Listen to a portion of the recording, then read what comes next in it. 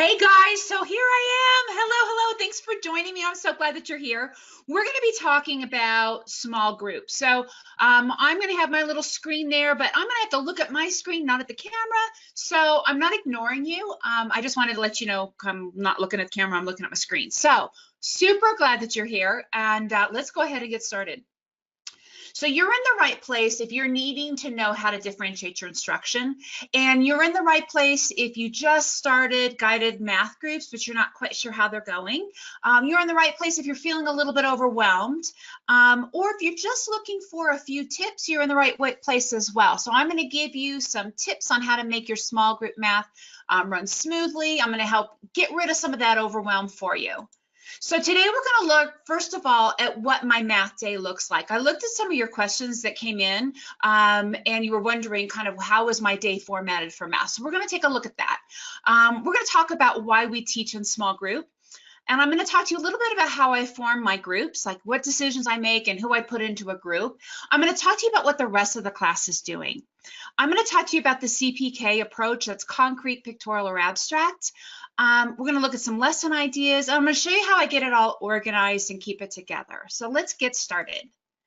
So within my day, I taught math at lots and lots of different parts of the day. Math workshop is certainly one of those. That is my whole group math instruction. This is where I do a mini lesson.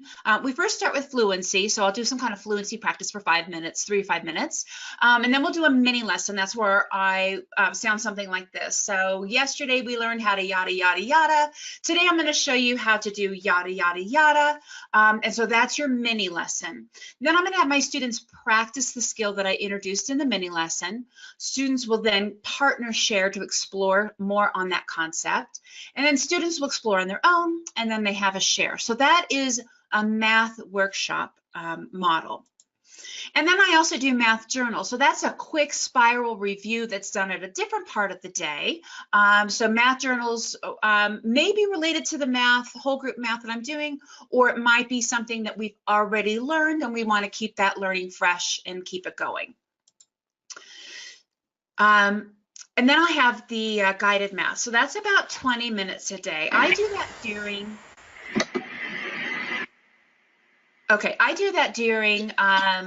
my whole group.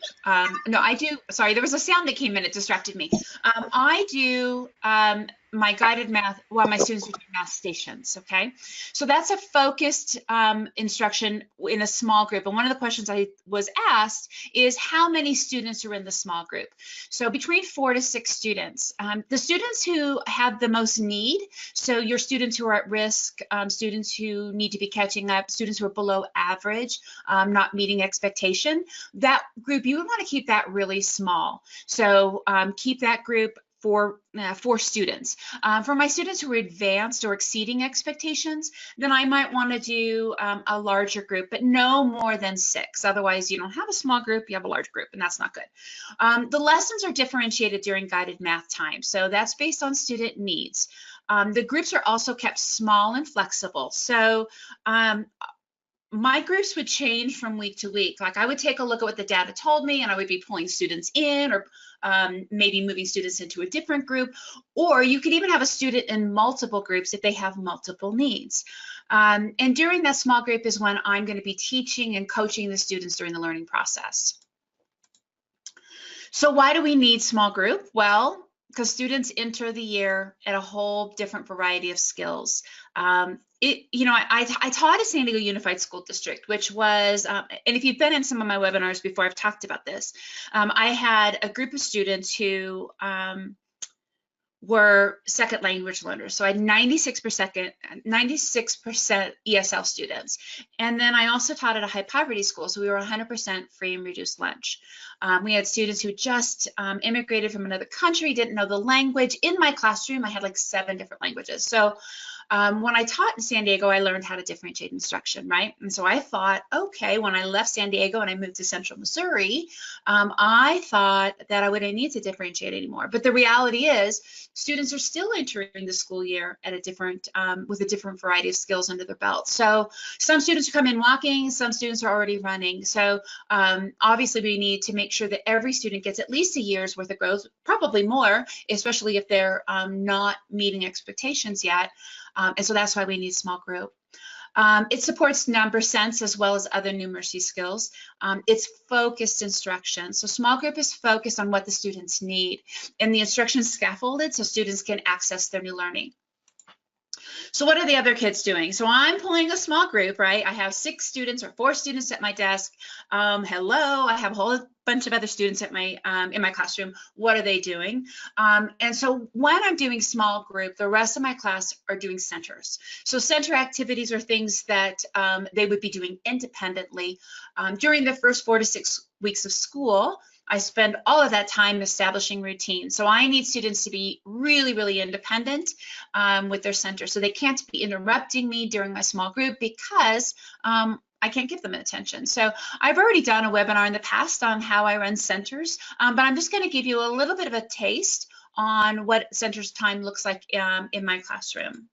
So the rest of class, they definitely need, and kindergarten is the grade that I spend most of my time in, but in kindergarten and every grade, they need to learn how to play together, learn together, laugh, and cooperate with each other. So centers is a great opportunity to do that.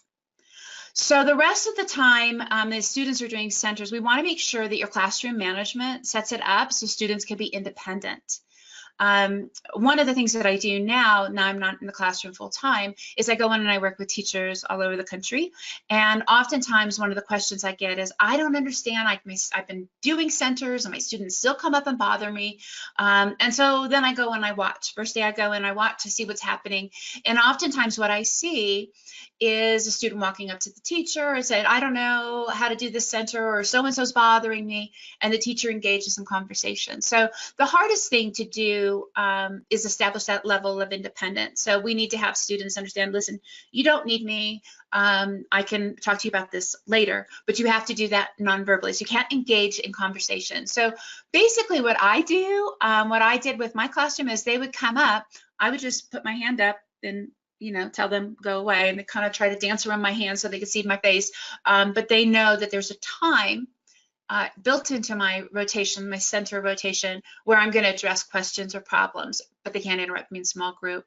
So you really get what you expect. Like I said, I've taught with lots of different students. I talked with that San Diego group, which you would expect to be the most challenging of students to work with as far as behaviors go and independence go. And you know what? They were independent as well, because that was my expectation. So sometimes when your students aren't independent, it's because perhaps maybe there's some verbal or nonverbal signal that you're giving to them saying, I don't really mean that you need to be independent. So that's something that you need to work on. And I'm happy to help you with that. I have another webinar you can watch, or I could certainly answer those questions. So for the first 4 to 6 weeks of school, we are practicing that. We're establishing certain activities they're going to be doing over and over and over again. One of the things that I know is that with students at the beginning of the year, like I said, they don't all come in the same place. So I want to make sure I have centers that are also spirally practiced. The purpose of centers is for students to overlearn a skill. So I want to make sure that I offer some spiral instruction within the center time. And one thing that always kind of makes people nervous is when I tell them that I have 12 math centers. I had 12 math centers running at a time. And one way that kept me from going crazy is I had things I called anchor activities. So they were there every single week, week after week after week. We just swapped out the material and maybe made them a little bit more rigorous as the year goes on, or maybe changed some clip art to make it a little bit more seasonally exciting for them. And so those are some of the anchor activities. So here's some examples of anchor activities that I had. I had something called bump. So if you kind of look at your screen all the way to the left, you're going to see looks like candy pieces, and underneath there's like little boys or little clip art images of students dressed up like snow. So those are bump games. And what I do at the beginning of the year is I teach this game structure to students. We do it as a whole group activity. So you have those 4 or 5 minutes where you don't have enough time to start something new, but you have too much time to do nothing. I usually had those just before lunch or before recess, some of those times before we went to specials. And so I would get a bump game out and I would teach my students this game. After a couple weeks of doing this as a whole group, maybe the boys against the girls or this table versus this table, then we would introduce and say, let's put this into center time. And then throughout the year, I can just switch out the skill that they're doing, but they already know the structure of the game. So I would say, hey, new center, it's a bump game. And they're like, oh, okay, cool, I know how to do that. So bump is something that we did. There's an image of like penguins and whales. That's just a sort and count activity. We start really, really early in the year with that. It's a sort and count center. We start really early with that, and I just add more as the year goes on. So the first month that they're doing it, they might have 3 or 4 items that they need to count. And as the year goes on, the numbers in the categories increase. Same thing with the penguin picture. They're just going to sort and put those in order. There's a Connect 3 game kind of in the middle. I teach them how to play that with 1 dice, and as the year goes on, we add 2 or 3 dice to that. And then we also have like a roll and color game that you see off to the right. So lots of different activities that we keep the same activity month after month after month. We just might increase the rigor of that skill so that make sure that we're challenging all the students. So a couple tips for centers is, one, I like to use music to signal transitions. So that transitions can be like the devil. Like if they're not good, if they're not running smoothly, that's usually when like behavior issues will come up, or some kind of rodeo going on the carpet with a couple students. So we want to make sure we keep those transitions really, really tight. One, for behavior management. The other reason is your day's busy, and so you don't want to have to spend extra time in that transition if you don't need to.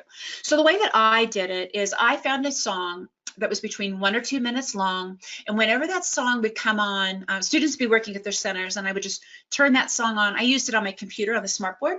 So as soon as that song came on, it was a signal for students to jump up, clean up as neatly and completely as they could, put their center away, and meet me on the carpet before the song was over. So keeping those between 1 to 2 minutes long really make sure that they're moving quickly.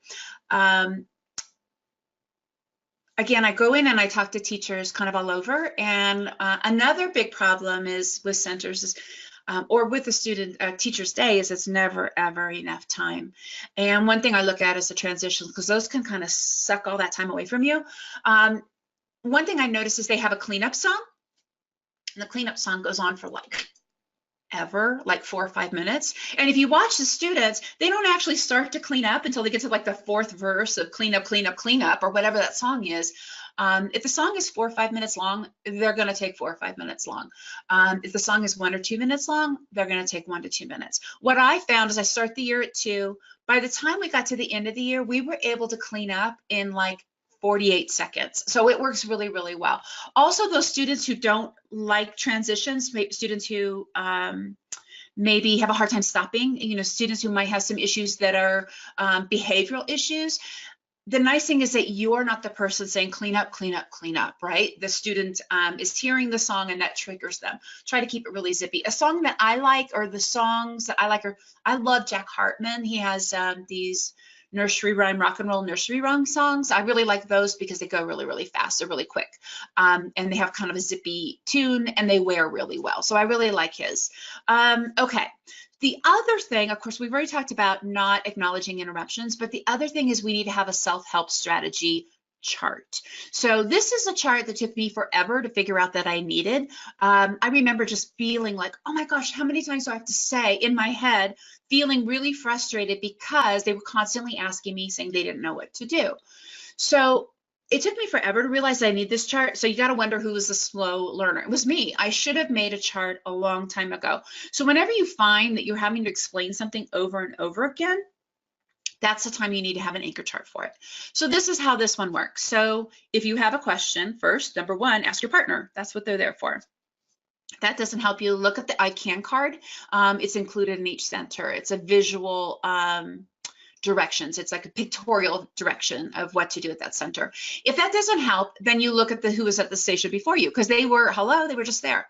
If that doesn't help, you can ask 3 people. And if that doesn't help, you can ask the teacher. But I can tell you, they never got to number 5. They always were able to solve that problem by going through this chart. And as students would walk up to me, I would just point to the chart and they would go, oh yeah, yeah. And they would go back and they would take care of it. So make a chart. If you find that you're having students who are still not sure what to do, this is a great chart to make. The other thing that you want to think about is if your centers students aren't engaged in your centers, students aren't doing the centers, you need to really, really be reflective. You have to ask yourself, are they too hard? If they're too hard, students aren't going to be engaged. Are the tasks actually engaging? Do the students enjoy doing them? You want to make sure that you eliminate those low-level tasks. So worksheets should never be in the centers. Worksheets are not center activities, those are worksheets. So center activities should not be worksheets. If you have them and your students aren't engaged, that could be the problem. So you want to get rid of those. And you also want to tally the interruptions that you have. So if you're getting interruptions, tally what kind of interruptions are you getting? Is it a student not able to work with others that maybe they need to have some time aside or work on their own? Those types of things. Okay, so we're going to keep going. So how do I group students?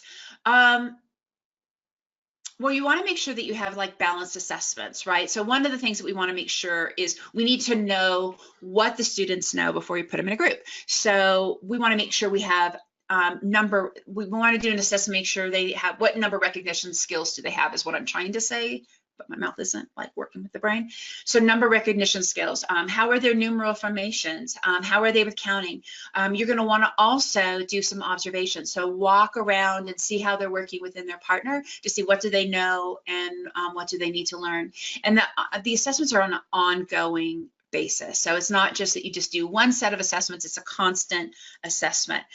And of course, you know, I'm going to talk about ESGI because one, they're hosting us, but even if they weren't hosting, guess what? I would tell you about them as well because I sincerely love ESGI.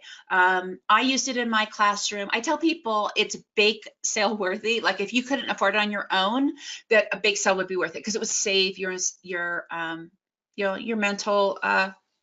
mentalness, that's not even a word. It'll help you. You'll love it. Plus you'll save a bunch of time. So these are assessments, some of the assessments that I would do early in the year. I would check and see the numeral recognition, what shapes do they know as the year, and then counting objects. And then as the year goes on in kindergarten, I would be looking at composing and decomposing teen numbers. Or if you're using our whole group math instruction, we have end of unit assessments as well. So those are all included in ESGI, but it really helps you figure out what students know and what students don't know so that you can pull those groups. Once I get those reports, I'm able to see students who have needs, students have similar needs, and that's how I pull the group. Now this is something that this small group paper is kind of fancy, but you don't really need this, but if you want it, in the handout there's a link where you can download your own copy. But I like to use something that's really, really temporary. So what I did was I laminated these and then I would put Post-it notes for my group. And I would say which days I was going to meet with those students. So some students I would need to meet with more often than others. But I like to keep them on Post-it so it's really easy for me to change them out. I used to have this great, beautiful display of who my small groups were. But here's what happened. I would have to change it all the time because each week it may not be the same students in a group. Or I would keep those groups for a long time, longer than they needed to be. So they need to your groups need to be more flexible. So having something that's easy to manipulate will definitely help. Okay, so I'm going to talk about the 3 different approaches. Now that I have my small groups, I know who I need to see. I need to talk about the 3 different ways in which we want to approach instruction. So concrete is through the use of manipulative. So that's how we want to introduce skills. That's how we want to engage students initially. They need to be able to do it. It's not that they need to do it. We want to make sure that they can do it in the concrete way. So can they solve the problem with manipulatives? If they can, then we can go to that pictorial, which are things that are drawn or images. So for the manipulatives, I have the blocks, but for the drawn or the virtual images, that might be something you would see on a response sheet, a page that has images that they would count, and let's just use counting, they would count and write the total.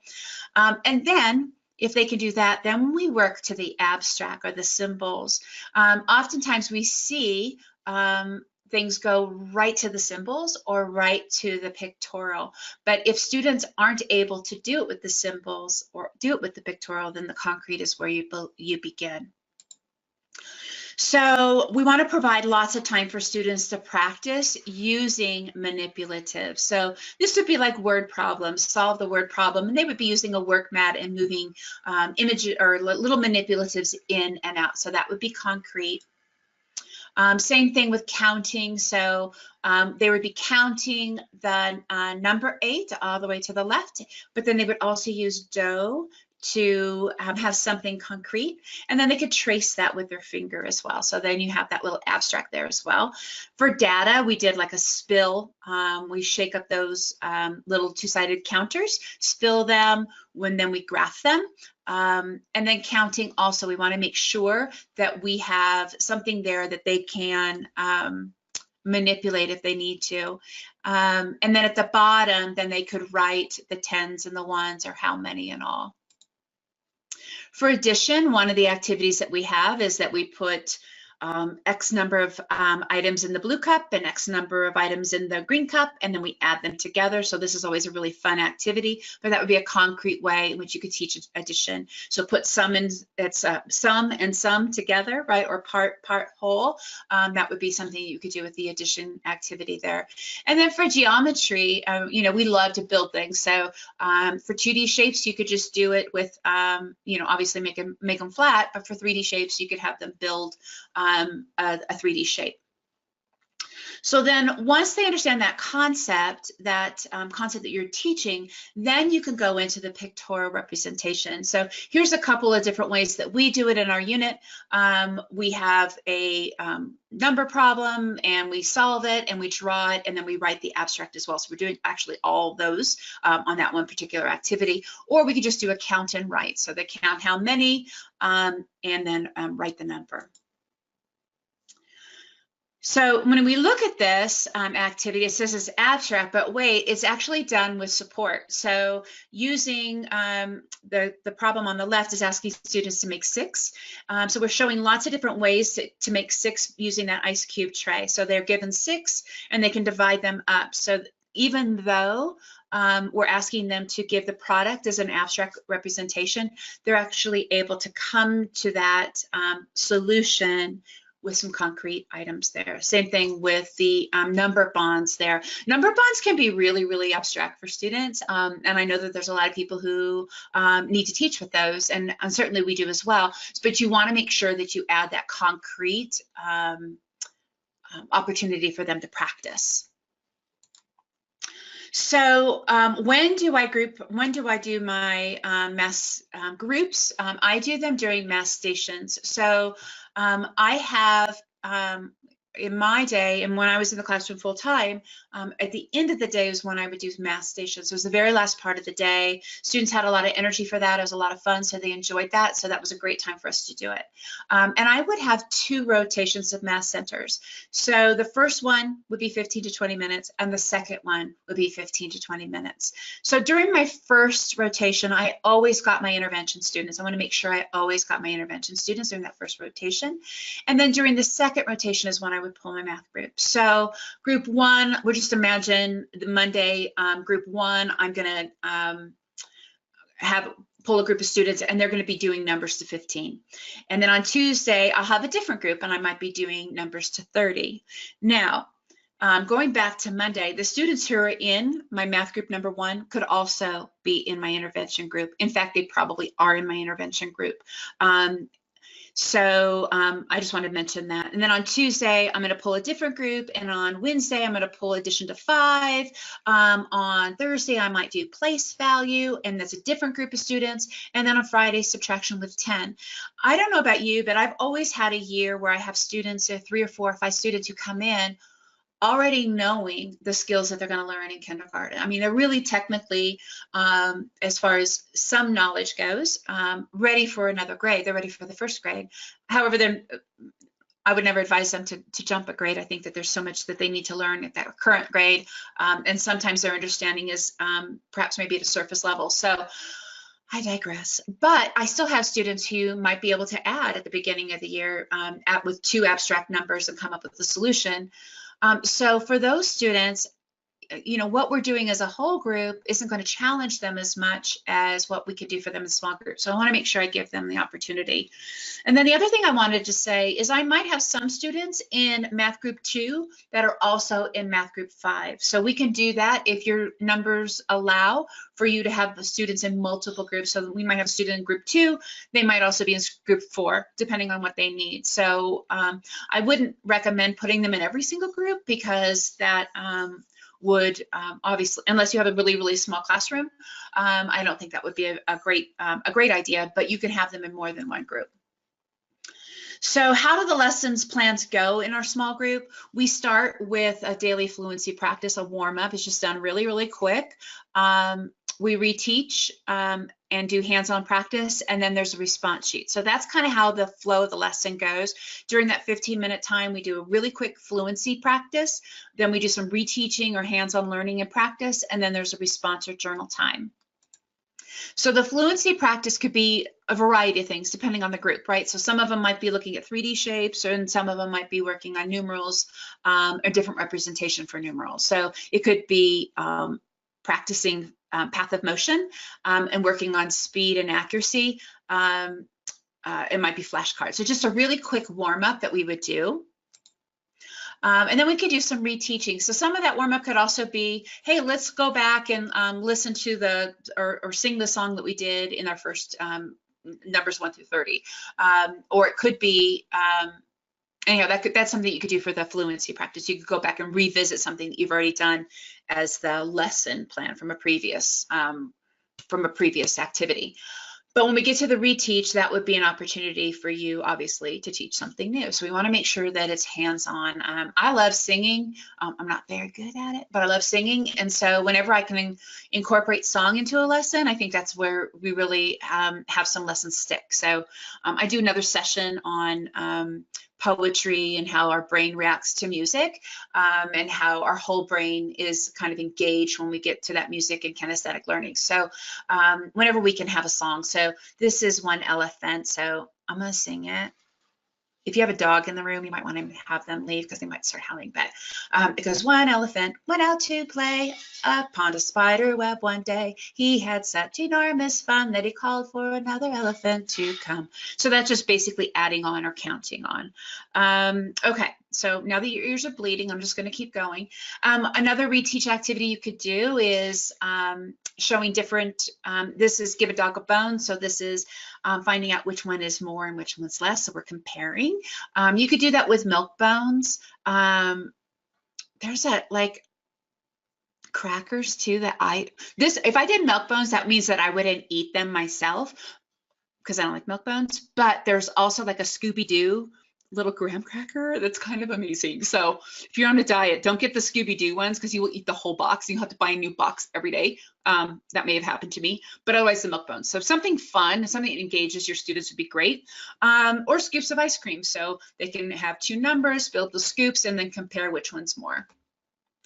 Another way to compare, this is a really fun activity that you can do. You can give them a puzzle piece. And so with the puzzle piece, they're going to go ahead and fill it with blocks. This is from Kathy Richardson. This is something that she used in her math programs. So they fill that puzzle piece with blocks, and then they can snap them together.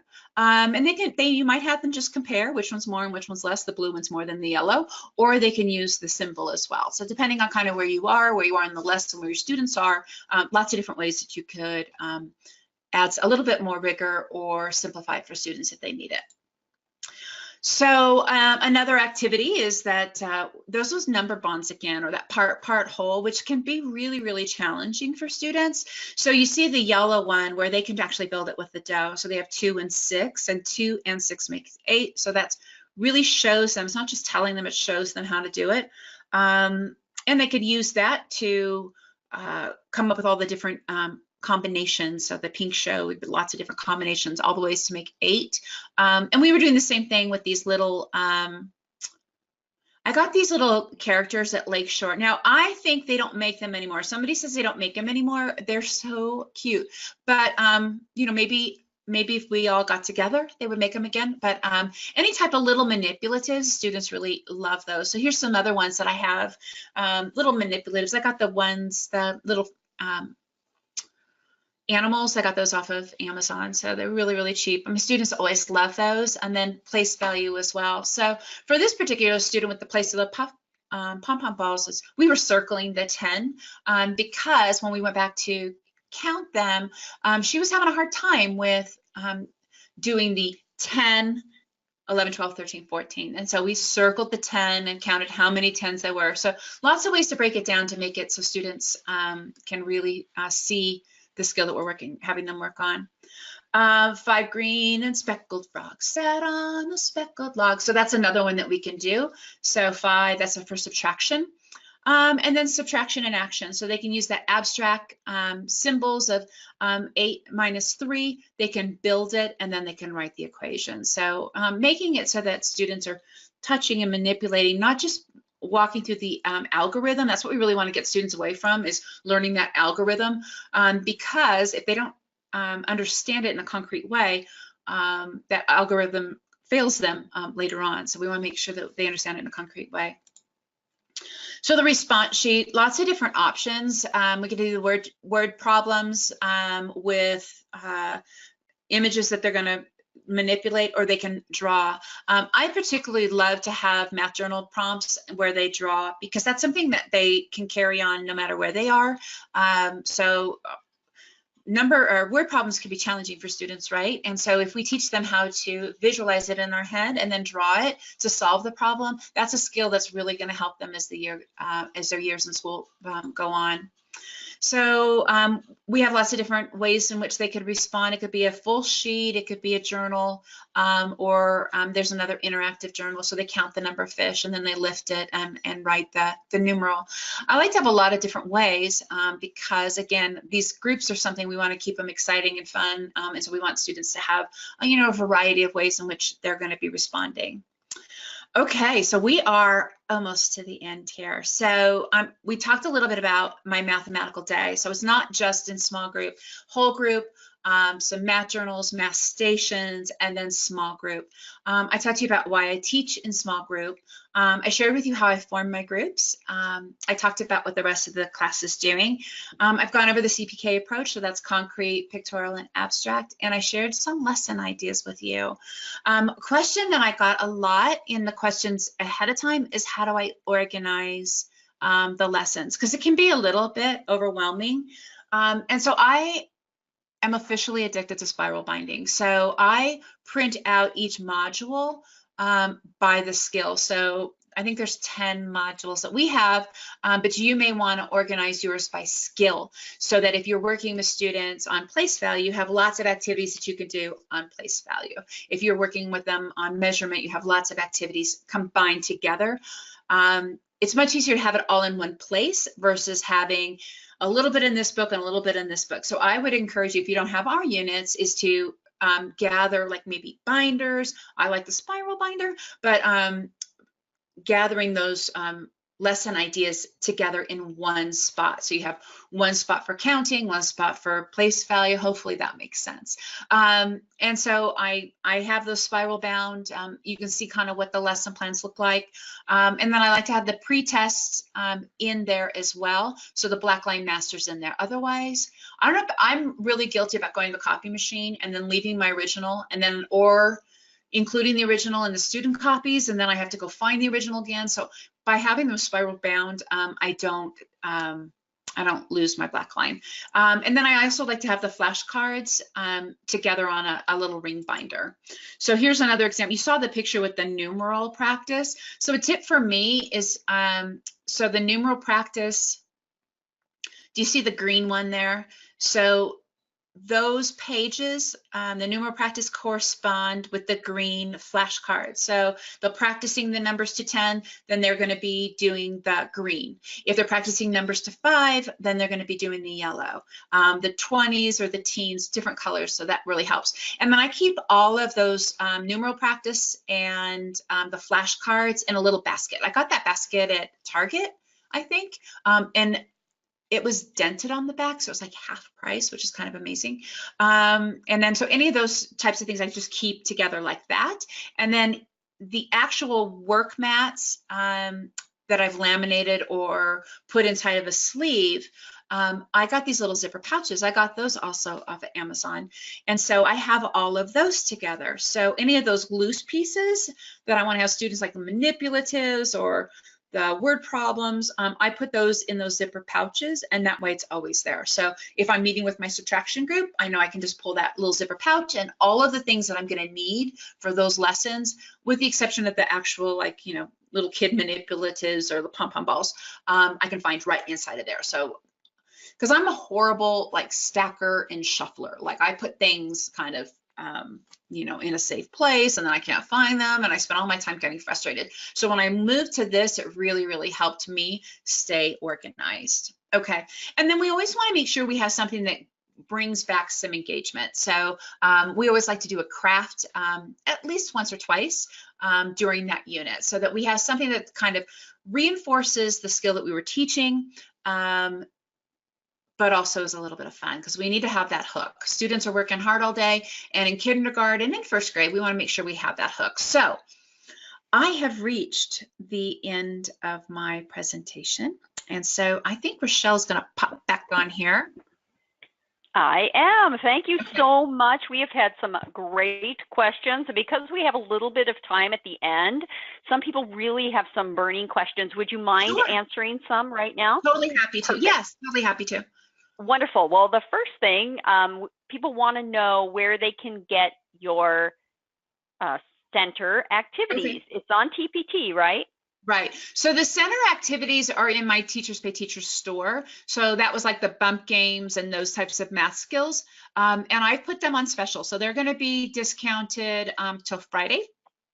So if you go to TPT, Teachers Pay Teachers, and you click on my store, Deedee Wills, there's on the sidebar, there are these categories, and one of them is called special deals. So I slid everything there so that they'd be easy to find, but those are, you can find those there. Now the math, the small group math, like the spiral binder stuff that I showed you, and the different hands-on work mats that I showed you that we'd be doing at small group, those can be found in Deanna Jump's store, and you would go through the same exact process. You would go and look at her store, look on that left-hand side, there's a tab that says special deals, and if you click on that, it'll show you exactly where you can find those. So I think that's it. Yeah, that's where you can find it. Now, to go along with a lot of your units that you have, you also have ESGI assessments already built in, and you can find those, everyone, on the Test Explorer. If you go and you search for Deedee's name in the Test Explorer in the friends list, you'll be able to use all her, she's a great friend, you guys, find all her tests, put them into your account for free, by the way. And if you haven't started an ESGI account yet, now is the time. Please go to sign up for a free trial and use promo code Wills, W-I-L-L-S. And I just want to, can I interrupt you for a second, Rochelle? I want to talk about, like you said, now is the time. I want to kind of go back into like a little time warp about my time when I first started ESGI. So I started about this time in my school year. ESGI approached me, asked me what I would think about it, and if I would check it out. And I was the grade level lead for my grade. And so I did it kind of on my own. I didn't tell anybody else I was signing up for it, because it was technology, right? And I don't know if any of you have team members. I'm actually kind of one of those people. When something's new, I'm like, I don't want to do it. I don't want to do anything new. It sounds technology. Nope, that's not for me. So I had a few teachers on my team that were the same way. So I didn't want to say, hey, let's all try this, unless I knew it was going to be really user friendly. So this is how it works in my school. We have like these windows, assessment windows, right? So they start on one day, And then you have like 2 weeks to get all of your assessments done during that assessment window. And so usually on day one of the assessments, all the teachers start freaking out because like, oh my gosh, I got all these done. Like chocolate is happening. It's just like really, really stressful. And so we were like, Wednesday of that window. So it'd been 3 days, the morning of Wednesday. So 2 school days that assessment window had been open. And we were all standing out and greeting our students as they were coming down the hall in the morning. And this is usually when everybody goes, oh my gosh, where are you in assessments? I'm never going to get caught up. All of that kind of stress attack. And I was being really, really quiet. And they said, Deedee, you're being really quiet. And I said, well, actually, I finished everything except for I needed to do the DRA. I had all of my ELA and all my math assessments done. And they looked at me, they gave me like the stink eye, and they turned around and went into their classroom because they were like, so later I explained to them, I was just trying it out to make sure it was good. And my whole team got it. But here's what I'm saying. Instead of taking 2 weeks to get all your assessments done, and then if you're like me, you lose your paper, but I got it done so fast. It was amazing. So, and it was about this time of the school year because about the 3rd week in October is when all of the report cards were due and parent-teacher conferences. So ESGI saved my bacon.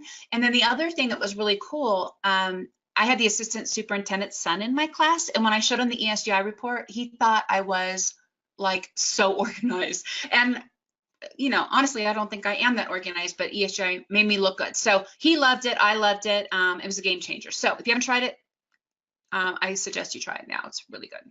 Okay. Did I ramble on? Awesome. Sorry, Rochelle.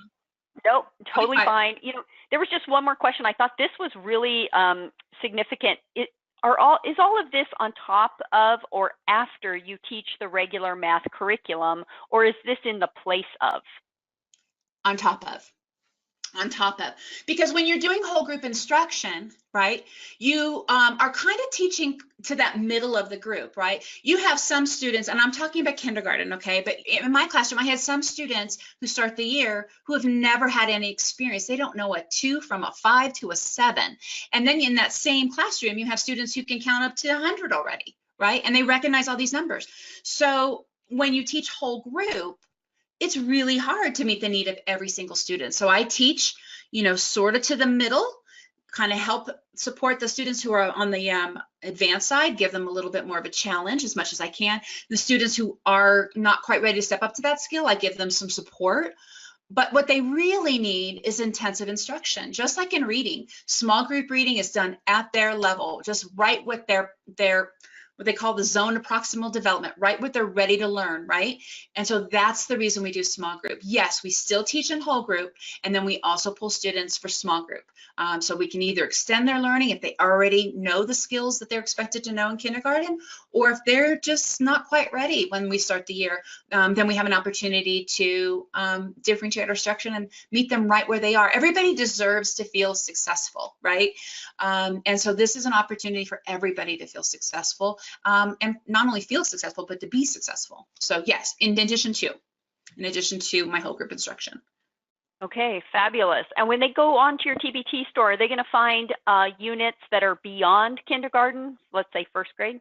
Yeah, I have some skills that are beyond 1st grade because honestly, you know, I needed that because that's what I had. So yeah, we go beyond the kindergarten standards, but most of mine are kind of in the kindergarten. As far as math centers go, you would just want to look and see which one you're looking at specifically. Some of them are editable, so you can put whatever skills in there you want to, and some of them are, you know, sort of, you know, in the kindergarten lane. I like to stay with what I know a lot of.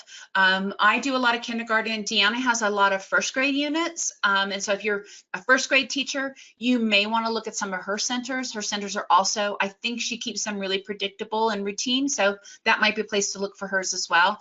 If you're just looking for 1st grade. I know a lot of 1st grade teachers use mine in their classroom because again, it's over learning. And so for center activities, I think that would be fine.